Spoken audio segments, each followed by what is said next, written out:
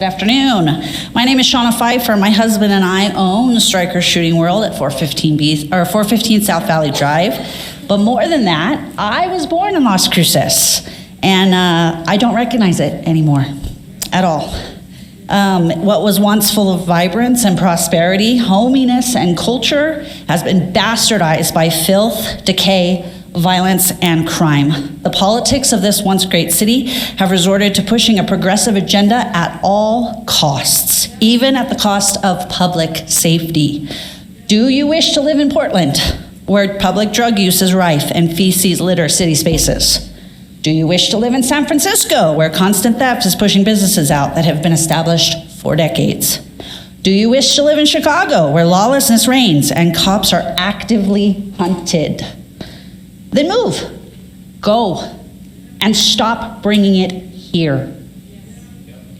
In the last 6 months, my husband and I have witnessed the following firsthand. A man was arrested, I hope, across the street from our children's daycare while openly pleasuring himself.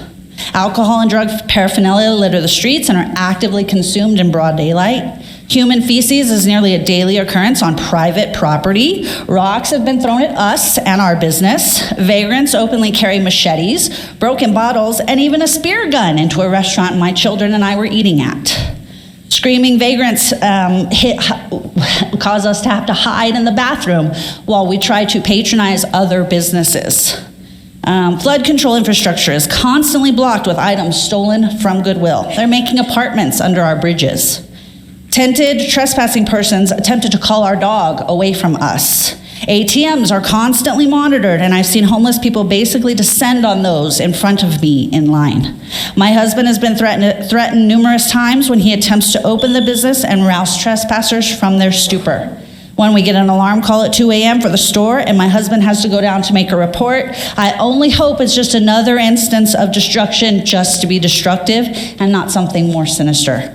I believe Mr. Striker will yield his time to me. Thank you. I can't move.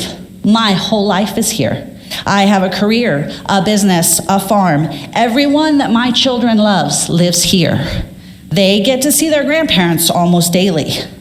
In this city, I was raised to be empathetic, kind, generous, and it breaks my heart that I cannot teach my kids those same values because it is dangerous. You can no longer take the time to get to know someone on the street because violence, mental illness, and drug use causes people to strike without warning. My daughter wants to be a police officer, like her uncle, her hero. How am I supposed to tell her that it is a job where the community demonizes you, the courts throw your efforts in the trash, and the city politics make your job impossible to complete? Our business apparently drew the short straw to be co-located with the ever-expanding attempts by the city to appear progressive, even though those policies don't work here or anywhere else. The work you're doing to help people at Camp Hope is noble and warranted. But look at the numbers of those willing to play by the rules and be helped.